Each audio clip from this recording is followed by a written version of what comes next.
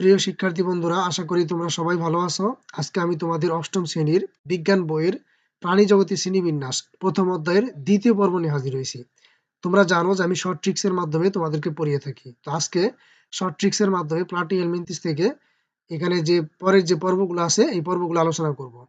প্লাটি এইভাবে তোমরা মনে রাখবে যে প্লাটি হেলমিনথিস, প্লাটি চ্যাপ্টা হেলমিনথিস কৃমি, প্লাটি হেলমিনথিস বহিঃপরজীবী বা অন্তঃপরজীবী।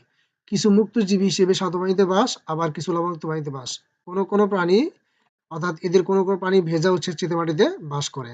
তাহলে এখানে মনে রাখো প্লাটি চ্যাপ্টা হেলমিনথিস কৃমি বহিঃপরজীবী বা অন্তঃপরজীবী, মুক্তজীবী হিসেবে পানিতে বাস, লবণাক্ত পানিতে বাস করে। কোনো প্রাণী ভেজা ও স্বেচ্ছাতে মাটিতে বাস। সাধারণ বৈশিষ্ট্য হচ্ছে দেহ চ্যাপ্টা, উভয়লিঙ্গ এবং দেহের আরেকটা দেহে কি থাকে, দেহ পুরো কিউটিকল দ্বারা আবৃত, চোষক আংটা থাকে, শিখা নামে বিশেষ অঙ্গ থাকে। এখানে মনে রাখবে দেহ চ্যাপ্টা উভয়লিঙ্গ, পুরো কিউটিকল দ্বারা আবৃত, চোষক ও আংটা শিখা নামে বিশেষ অঙ্গ, শিখা রেচন অঙ্গ হিসেবে কাজ করে, পৌষ্টিকতন্ত্র অসম্পন্ন বা অনুপস্থিত।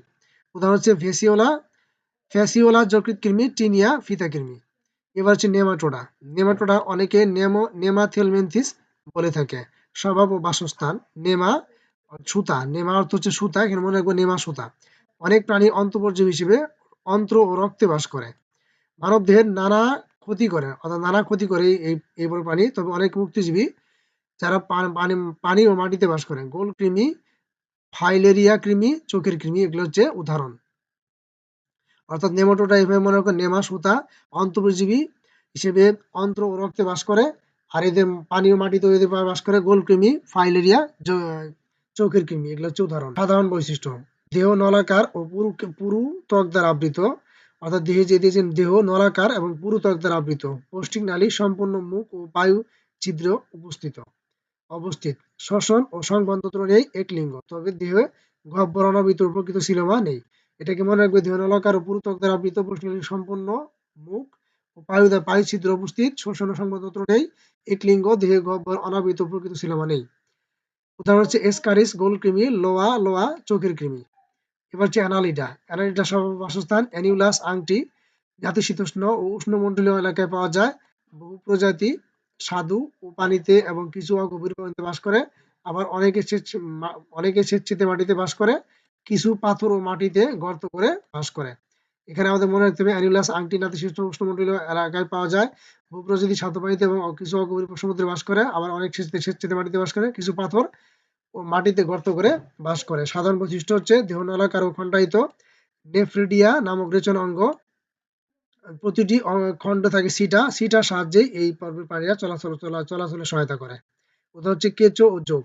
আর্থ্রোপোডা স্বভাব বাসস্থান আর্থ সন্ধি পোডাস পা, বৃহত্তম পর্ব। অর্থাৎ এইভাবে আর্দ্র হচ্ছে সন্ধি, অর্থ সন্ধি, পোডাস হতো পা, অর্থাৎ আর্থ সন্ধি পোডাস পা, বৃহত্তম পর্ব। পৃথিবীর সর্বত্র সকল পরিবেশে বাস করে, অনেক উঠতে পারে।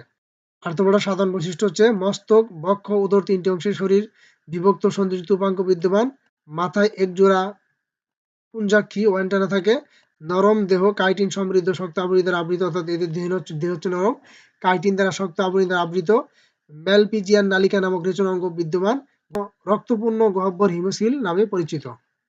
উদাহরণ প্রজাপতি, চিংড়ি, আরশোলা, কাঁকড়া, শামুক ও ঝিনুক। একাইনোডার্মাটা স্বভাব বাসস্থান অ্যাকোয়াইনস কাটা ডার্মা ত্বক, অ্যাকোয়াইনস কাটা ডার্মা ত্বক। সকল প্রাণী সামুদ্রিক, সকল মহাসাগর ও গভীরতম জায়গায় বাস করে। এদের অধিকাংশ মুক্তজীবী। সাধারণ বৈশিষ্ট্য: দেহ ত্বক কাঁটাযুক্ত, 5টি সমান ভাগে বিভক্ত, পানি সংবহনতন্ত্র থাকে এবং নালীপথের সাহায্যে চলাচল করে।